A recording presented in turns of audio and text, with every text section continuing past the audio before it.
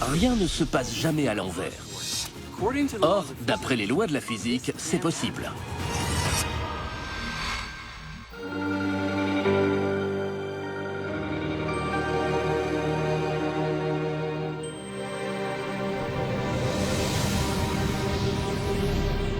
Pendant des milliers d'années, on a essayé de comprendre le fonctionnement de l'univers, et on s'est plutôt bien débrouillé.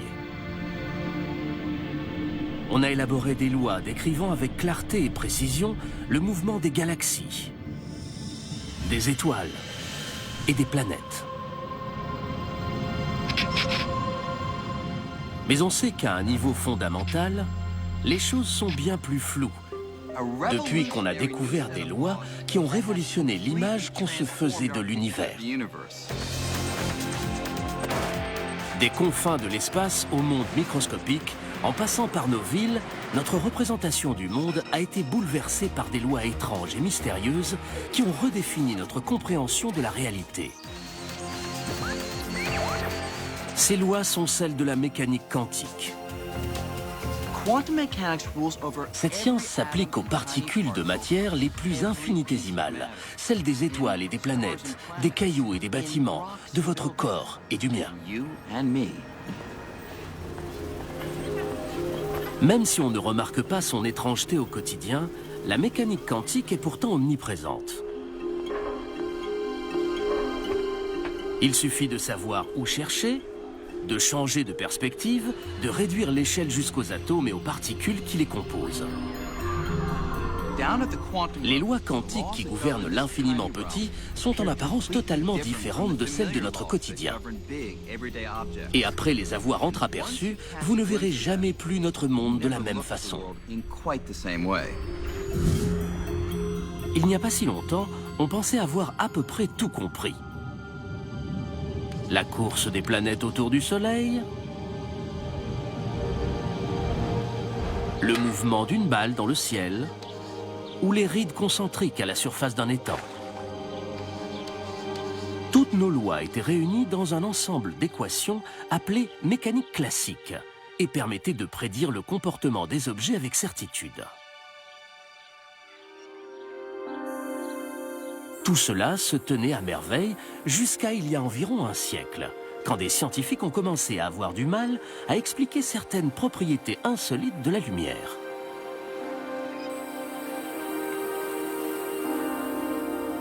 Comme celles qu'émettent les gaz chauffés dans un tube en verre. En observant cette lumière à travers un prisme, les scientifiques ont été abasourdis. Si on chauffe un gaz et qu'on l'observe à travers un prisme, on voit des raies. Pas le spectre continu que projettent les récipients en cristal posés sur votre table, mais des raies bien distinctes.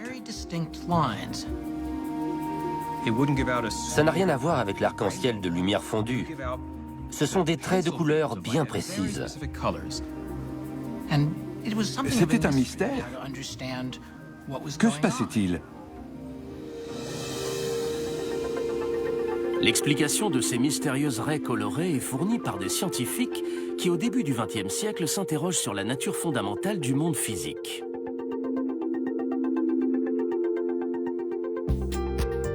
Une des idées les plus surprenantes émane de Niels Bohr, qui adore débattre d'idées nouvelles en faisant du tennis de table. Ce physicien danois est persuadé que la clé du mystère se cache dans la structure de l'atome. Selon lui, les atomes ressemblent à des systèmes solaires, où des particules d'une taille infime, les électrons, tournent autour d'un noyau, un peu comme les planètes autour du Soleil.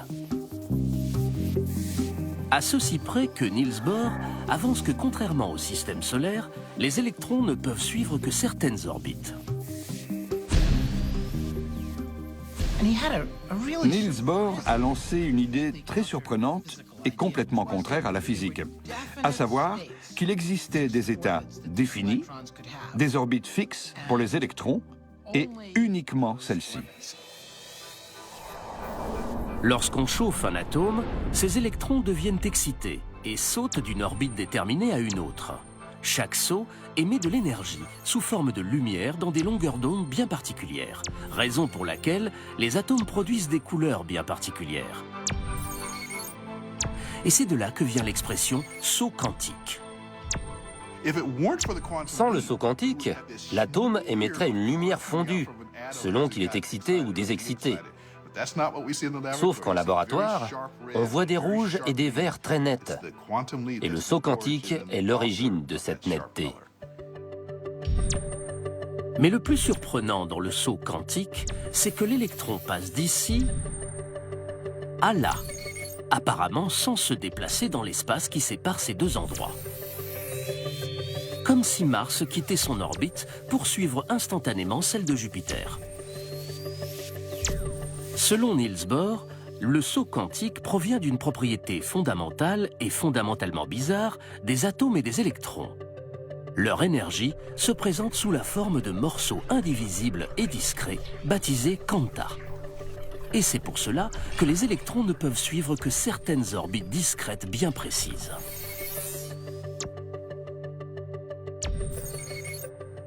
Les électrons devaient être ici ou là, pas entre les deux. Ça n'a rien à voir avec notre quotidien. Si mystérieux que ce phénomène paraisse, les preuves se multiplient pour montrer que les électrons respectent des lois différentes de celles auxquelles obéissent les planètes ou les balles de ping-pong.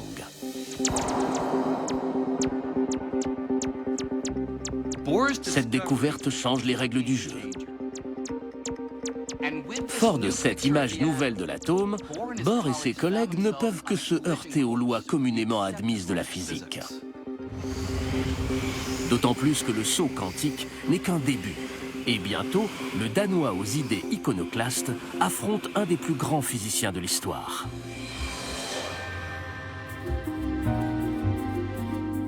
Albert Einstein n'est pas du genre à avoir peur des idées novatrices. Mais durant les années 1920, la mécanique quantique s'oriente dans une voie dans laquelle lui ne souhaite pas s'engager. Une voie qui s'éloigne fortement des prédictions absolues et définitives qui sont l'apanage de la physique classique. L'expérience dite des deux fentes dévoile les mystères du monde quantique comme aucune autre. Que ceux qui s'attendent à une description de la réalité fondée sur des certitudes se préparent à quelque chose de renversant.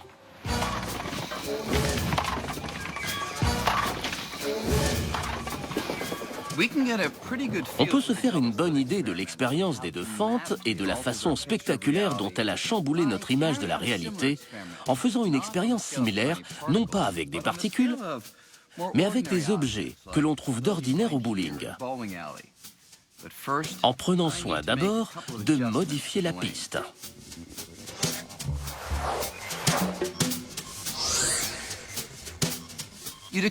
On pourrait croire soit que les boules s'arrêteront à la plaque, soit qu'elles franchiront une des ouvertures avant de percuter la paroi du fond.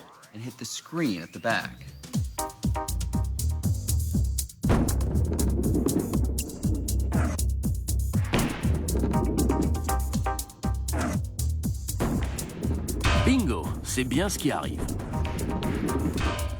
Les boules qui passent frappent systématiquement la paroi derrière l'ouverture de gauche ou de droite. L'expérience des deux fentes ressemble beaucoup à ça, mais elle se fait avec des électrons qui sont bien plus petits que les boules de bowling. Représentons-les ainsi.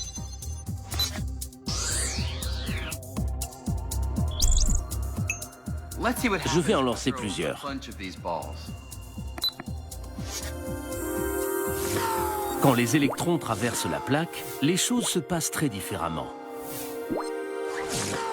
Au lieu de frapper toujours les deux mêmes endroits, ils se disséminent sur l'ensemble de la paroi en formant des traces verticales, y compris sur les parties masquées par la plaque, des endroits qu'ils ne devraient pourtant pas pouvoir atteindre. Alors que se passe-t-il ? Pour les physiciens des années 1920, il n'y avait qu'une explication. Il s'agit d'ondes comme les vagues. Les vagues font des choses très intéressantes qu'une boule de bowling ne pourra jamais faire, comme se séparer et se combiner. Si j'envoyais une vague à travers les fentes, elle se diviserait en deux. Puis, ces deux parties se croiseraient, leurs crêtes et leurs creux se combineraient, devenant plus gros par endroits, plus petits dans d'autres, et encore ailleurs, ils s'annuleraient.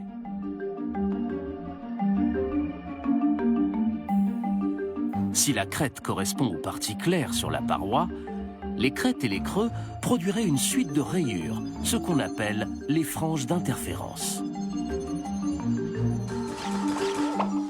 Pourquoi les électrons, qui sont des particules, donnent-ils ces interférences? Et comment se retrouvent-ils dans un endroit de la paroi accessible seulement à une onde? Une particule est une particule, une onde, une onde. Comment l'une peut-elle être l'autre? Il faut renoncer à l'idée que c'est une particule et dire « Tiens, ce truc que je prenais pour une particule est en fait une onde. » Une onde n'est pas une particule. L'océan est fait de particules, mais les vagues n'en sont pas. Pas plus que les rochers ne sont des ondes. Les rochers sont des rochers. Les rochers sont un exemple de particules. Les vagues, un exemple d'onde. Et voilà que quelqu'un vous annonce qu'un rocher est similaire à une vague. Pardon? Dans les années 20, la première fois qu'on fait cette expérience, on ne s'explique pas ce comportement ondulatoire. Pour expliquer le comportement ondulatoire, il explique qu'une onde n'est ni un électron diffus, ni un phénomène que la science a déjà observé, mais quelque chose de bien particulier, une onde de probabilité. Selon lui, la taille de l'onde en un emplacement donné prédit la probabilité qu'un électron s'y trouve. Ce n'est pas où l'onde est grosse qu'il y a le plus d'électrons, mais où un électron risque le plus d'être. C'est très étrange, non? L'électron serait un fouillis de possibilités.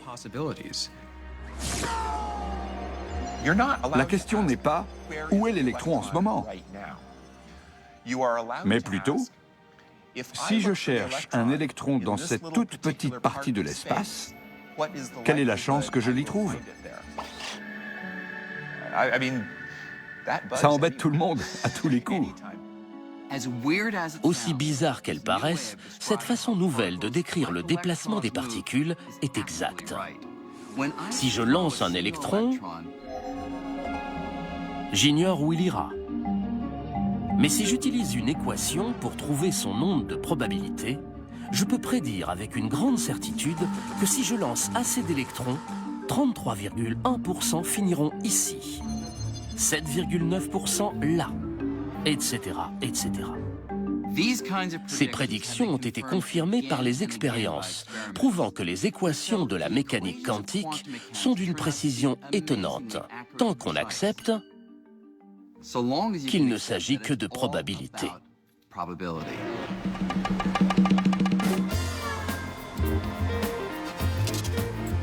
Si vous pensez que probabilité égale devinette, les casinos de Las Vegas devraient vous convaincre du contraire.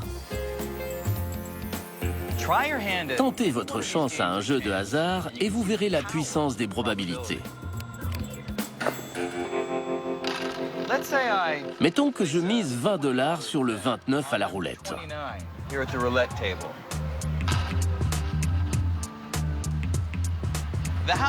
La banque ignore si je vais gagner à ce lancer ou à un des suivants.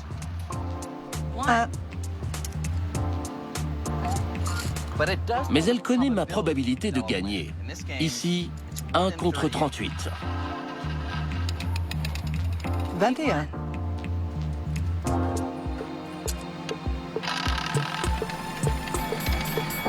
29. Même s'il m'arrive de gagner, sur le long terme, la banque empoche toujours plus qu'elle ne perd. En clair, elle n'a pas besoin de connaître le résultat de telle ou telle partie de cartes, de dés ou de roulettes. Car elle sait qu'après plusieurs milliers de distributions de cartes, de lancers de dés ou de tours de roulette, elle gagnera à coup sûr. Et elle peut calculer avec une précision remarquable à quelle fréquence. D'après la mécanique quantique, le monde n'est qu'un jeu de hasard du même genre.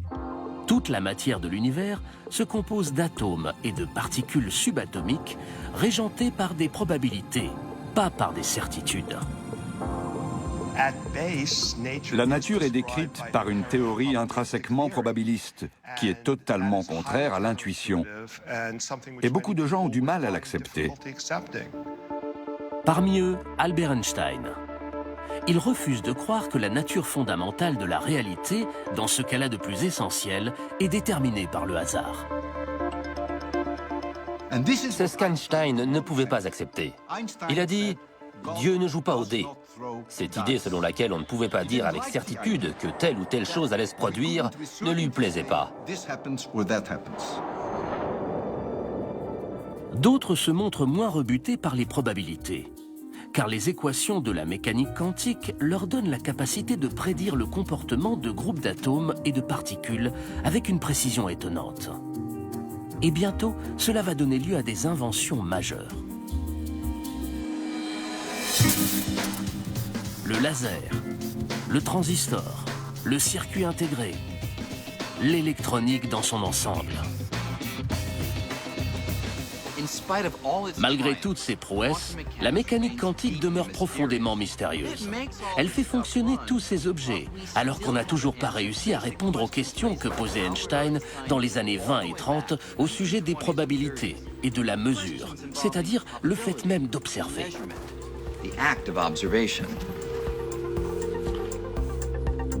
Pour Niels Bohr, la mesure bouleverse tout. Il est convaincu qu'avant toute mesure, donc avant qu'on fasse une observation, les caractéristiques d'une particule sont incertaines. Prenons un électron de l'expérience des deux fentes. Avant que le détecteur placé au fond indique sa position, un électron peut se trouver n'importe où, au sein d'un grand nombre de possibilités. Ce n'est qu'au moment précis où on l'observe que l'incertitude entourant son emplacement est dissipée. Selon Niels Bohr, le fait de faire une mesure oblige une particule à renoncer à toutes les possibilités concernant les endroits où elle aurait pu aller pour ne retenir que celui où on l'a découverte. C'est la mesure qui force à faire ce choix. Le Danois accepte cette nature intrinsèquement floue de la réalité. Pas Einstein, qui croit à la certitude, pas seulement lors d'une observation, mais en permanence.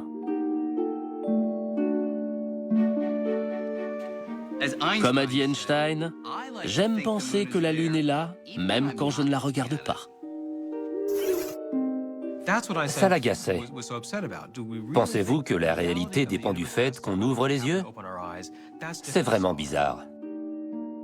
Il est convaincu qu'il manque à la théorie quantique quelque chose qui permettrait de décrire les caractéristiques des particules, comme leur position, y compris lorsqu'on ne les observe pas.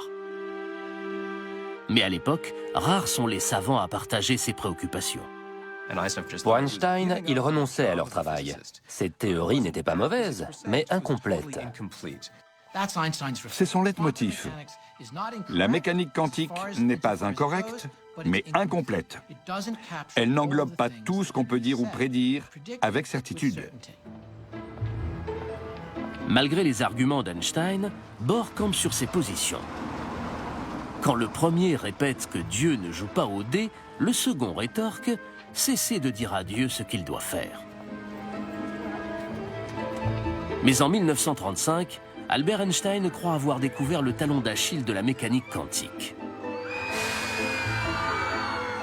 C'est quelque chose de tellement étrange, de si contraire à toute conception logique de l'univers, que le scientifique pense que cela va lui permettre de prouver l'incomplétude de la théorie.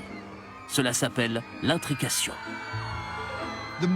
La prédiction la plus bizarre, la plus absurde, la plus folle, la plus ridicule de la mécanique quantique, c'est l'intrication. Il s'agit d'une prédiction théorique tirée des équations de la mécanique quantique.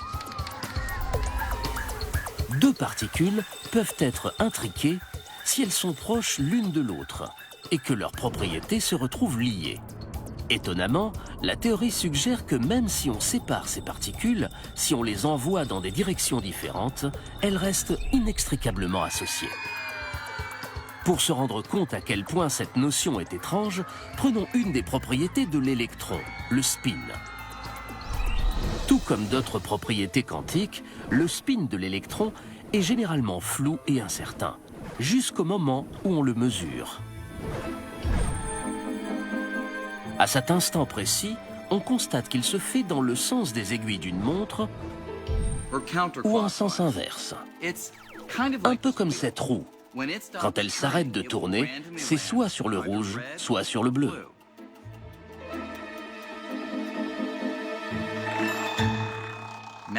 Imaginons une seconde roue. Si les deux se comportent comme des électrons intriqués, à chaque fois que la première s'arrête sur le rouge, la seconde s'arrêtera forcément sur le bleu. Et vice-versa. Comme les roues ne sont pas reliées, il y a de quoi se montrer soupçonneux.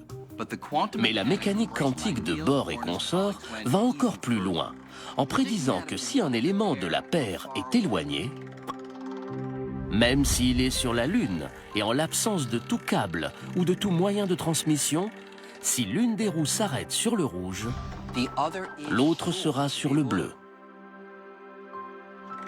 Autrement dit, si on fait une mesure sur cette particule, on exerce un effet non seulement sur elle, mais aussi sur sa partenaire intriquée, quel que soit l'éloignement. Pour Einstein, ce lien longue distance bizarre qui existe entre des roues ou des particules est tellement ridicule qu'il le qualifie d'action fantomatique à distance. Ce qui est surprenant, c'est que lorsqu'on fait une mesure sur une particule, on change l'état de l'autre. Il n'y a ni force, ni poulie, ni câble téléphonique les reliant. Alors, comment mon action ici a-t-elle un impact là-bas? Il leur est impossible de communiquer. C'est complètement bizarre. C'est ce dont Einstein s'est rendu compte en 1935. Il refuse d'admettre que l'intrication fonctionne de cette façon et se convainc que seuls les calculs sont étranges, pas la réalité. Il admet l'existence des particules intriquées, mais il pense qu'il y a un moyen plus simple d'expliquer pourquoi elles sont liées, sans passer par une connexion longue distance mystérieuse. Selon lui, ces particules sont plutôt comme des gants. Imaginons que quelqu'un les sépare, les mette chacun dans une valise, que ce quelqu'un m'en remette une, et expédie l'autre en Antarctique.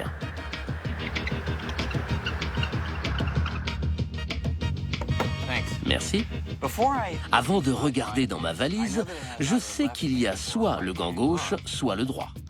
En ouvrant, si je tombe sur celui de gauche, je sais que la valise en Antarctique contient le droit, même s'il n'y a personne pour regarder dedans.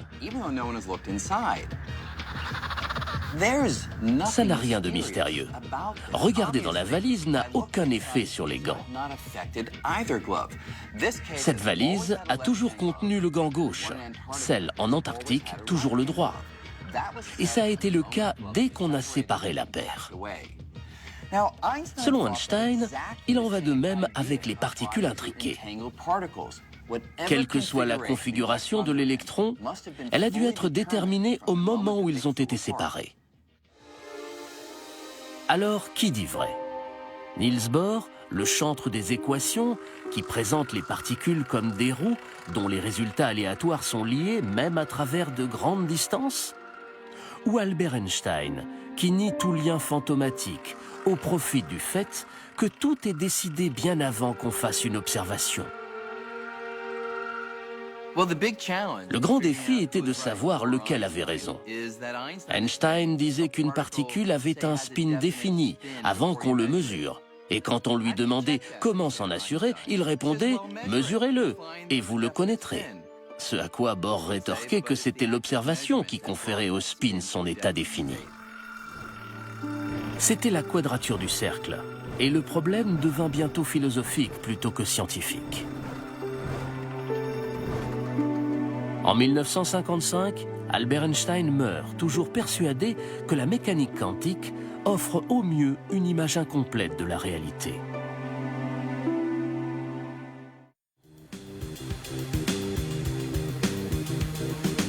En 1967, à l'université Columbia, Einstein, qui s'était fixé pour mission de contester la théorie de Bohr, fait un émule improbable.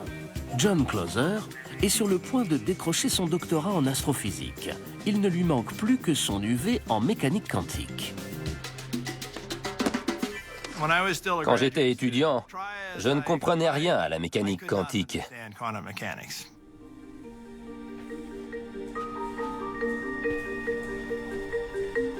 Il se demande si Einstein n'est pas dans le vrai quand il fait une découverte qui va changer sa vie.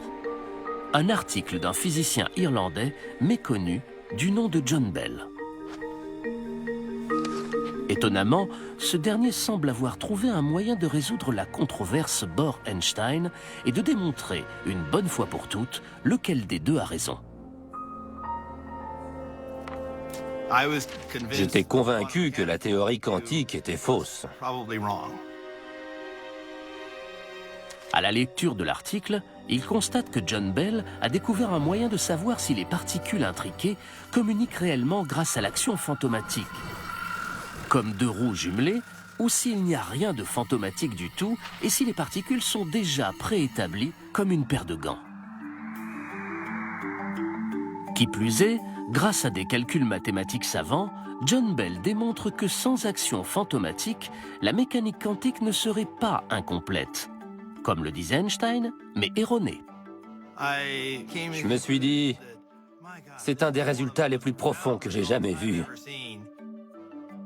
John Bell était un théoricien, mais il laissait entendre qu'on pouvait fabriquer une machine capable de créer et de comparer de nombreuses paires de particules intriquées.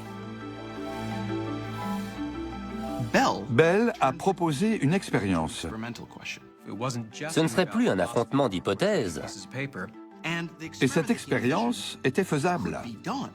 mais un moyen de régler le problème. John Clauser s'attelle à la construction de la machine. Je n'étais qu'un petit étudiant, et ça m'a paru super. On a toujours une chance infime de tomber sur un résultat qui surprenne le monde entier.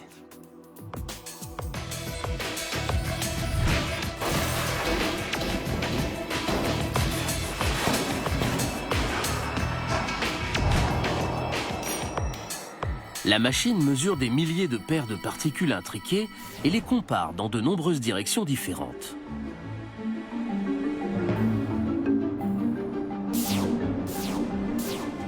Quand les résultats commencent à tomber, le jeune étudiant est surpris et mécontent.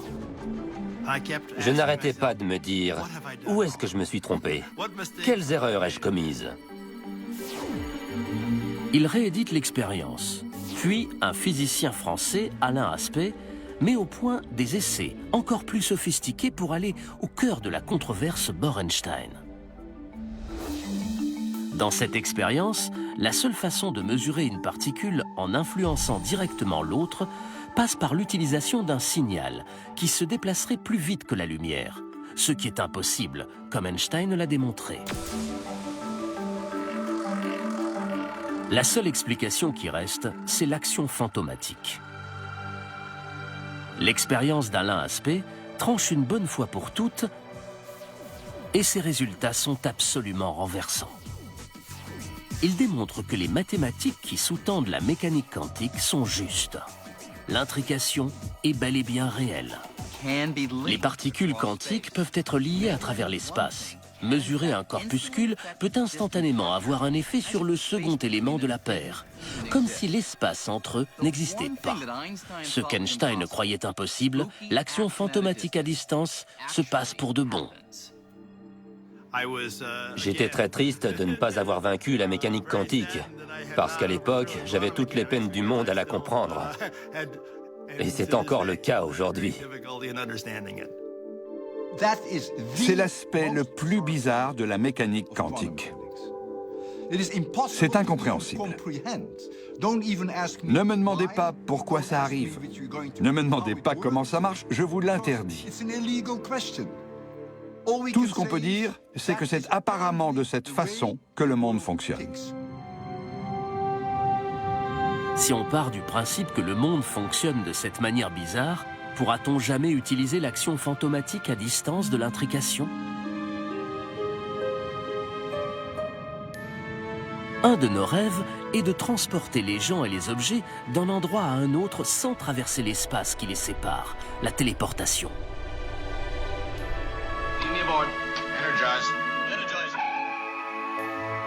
Dans Star Trek, elle paraît toujours très pratique. Elle semble relever uniquement de la science-fiction. Mais l'intrication pourrait-elle la rendre possible? Eh bien, figurez-vous qu'on mène déjà des expériences dans ce domaine sur les îles Canaries, au large de l'Afrique. On fait les expériences ici parce qu'il y a 2 observatoires et parce que l'endroit est très agréable.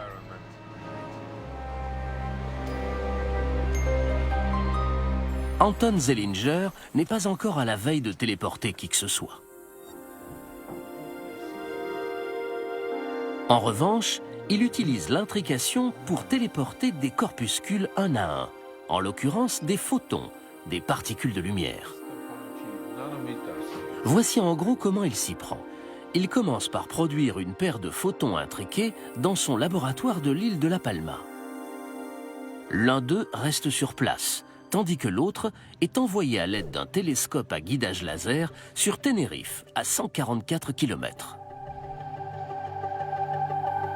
Ensuite, Anton Zeilinger prend un 3e photon, celui qu'il veut téléporter, et il le fait interagir avec le photon intriqué de La Palma. L'équipe étudie cette interaction en comparant les états quantiques des 2 particules. Et c'est là que ça devient étonnant. Grâce à l'action fantomatique, les scientifiques utilisent cette comparaison pour transformer le photon intriqué de Tenerife pour en faire la copie conforme du 3e photon, comme si ce dernier s'était téléporté de l'autre côté de la mer, sans traverser l'espace séparant les 2 îles. On extrait l'information contenue dans l'original pour créer un nouvel original là-bas. Avec la même technique, il a réussi à téléporter des milliers de particules.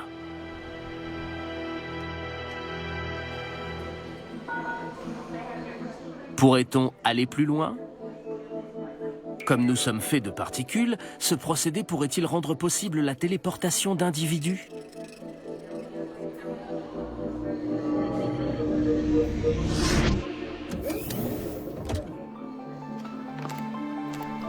Bienvenue à New York. Supposons que je veuille aller déjeuner vite fait à Paris. En théorie, l'intrication pourrait un jour le permettre. Voilà ce qu'il me faudrait. Une chambre à particules à New York, intriquée avec une autre, située à Paris. Par ici, Monsieur Green. J'entrerai dans la chambre, qui fonctionnerait comme un scanner ou un fax. Pendant que la machine scannerait les innombrables particules de mon organisme, plus qu'il y a d'étoiles dans l'univers observable, elle scannerait aussi celles dans l'autre chambre et créerait une liste des états quantiques des 2 groupes de particules.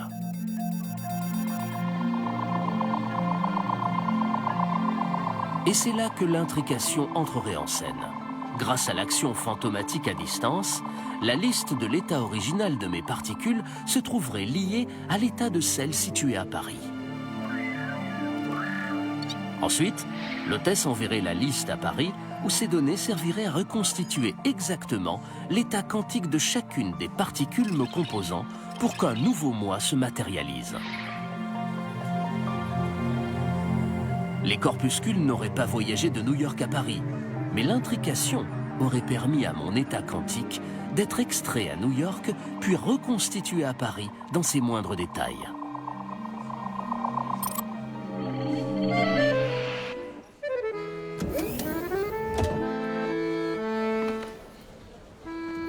Bonjour, Monsieur Green.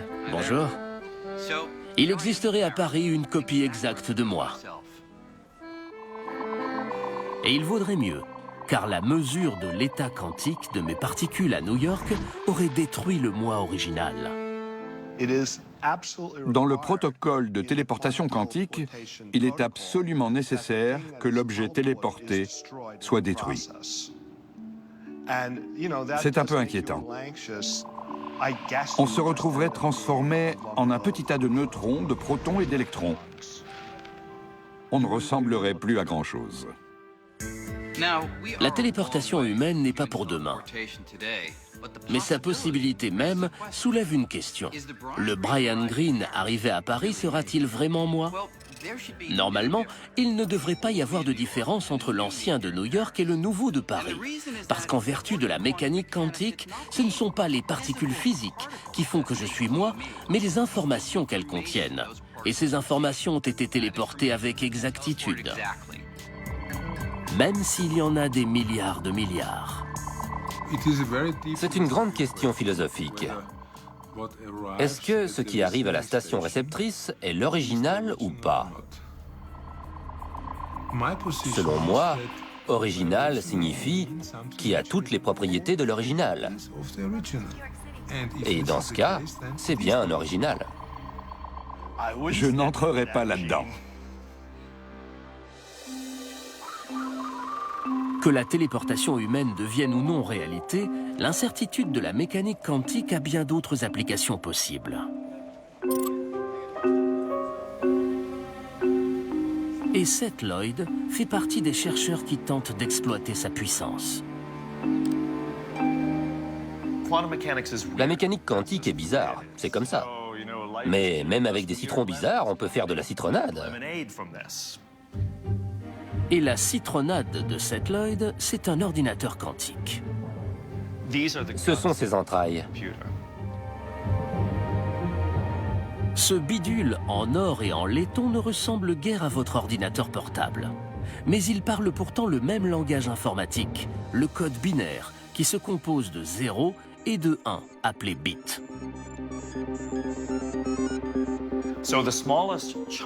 Le bit est le plus petit morceau d'information. Et un ordinateur se contente de manipuler ces informations minuscules à toute vitesse. Cet ordinateur quantique parle certes en bits, mais contrairement au bit traditionnel, qui peut être soit un 0, soit un bit quantique est bien plus souple. Supposons qu'on ait un bit. Ici un 0, là un 1. C'est un bit d'information. Mais si on a quelque chose ici et là en même temps, on a un bit quantique appelé qubit. À l'instar d'un électron qui peut être un mélange flou de spin dans le sens des aiguilles d'une montre ou en sens inverse, un qubit peut être un mélange flou de 0 et de 1, ce qui le rend multitâche. Ça signifie qu'on peut faire des calculs d'une manière dont on n'avait même pas rêvé. En théorie, les qubits peuvent se composer de n'importe quel corpuscule se comportant de manière quantique. Ils sont si doués pour les activités multitâches que si on arrive à les faire collaborer pour résoudre un problème, la puissance de calcul augmentera de manière exponentielle.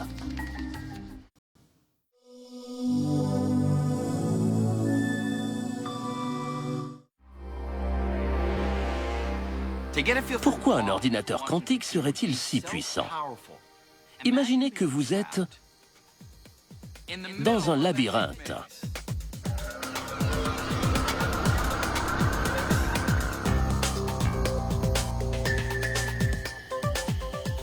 Vous voulez trouver la sortie le plus vite possible. Mais il y a tant de possibilités.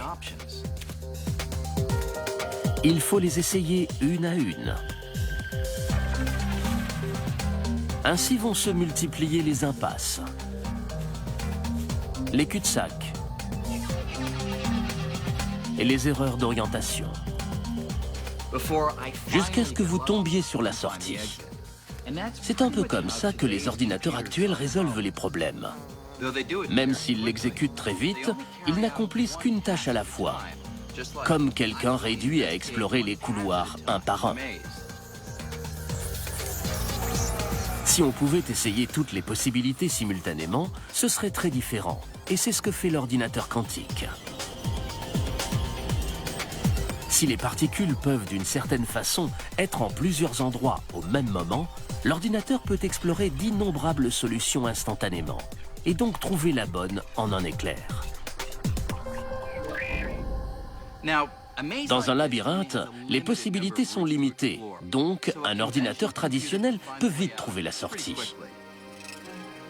Mais imaginez un problème avec des millions ou des milliards de variables. Comme prévoir la météo longtemps à l'avance. On pourrait ainsi anticiper les catastrophes naturelles, comme les tremblements de terre ou les tornades. Aujourd'hui, résoudre de tels problèmes est impossible, parce qu'il faudrait avoir un ordinateur d'une taille inimaginable. L'ordinateur quantique, lui, y arriverait avec quelques centaines d'atomes, et son cerveau serait plus petit qu'un grain de sable. Nous arrivons de mieux en mieux à exploiter la puissance du monde quantique. Qui sait jusqu'où cela nous mènera?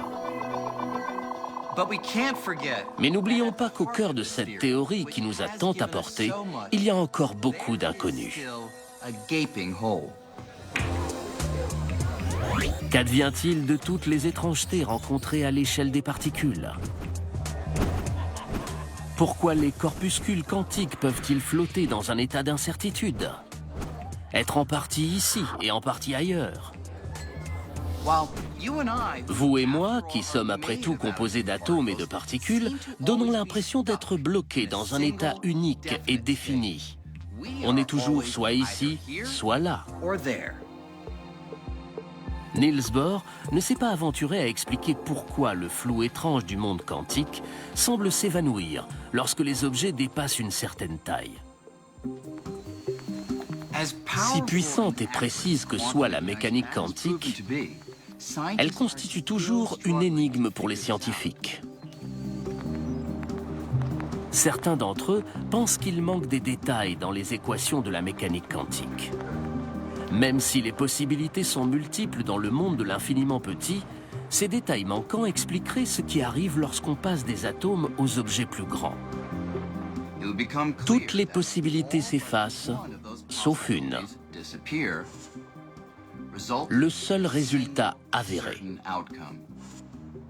D'autres physiciens supposent qu'aucune possibilité du monde quantique ne disparaît jamais, mais que chaque résultat possible a réellement lieu. Et chacun d'eux se déroule dans un univers parallèle au nôtre. Cela défie l'imagination. La réalité va peut-être au-delà du seul univers que nous voyons. Il se peut qu'elle se divise en permanence pour créer des mondes alternatifs où chaque possibilité se concrétise.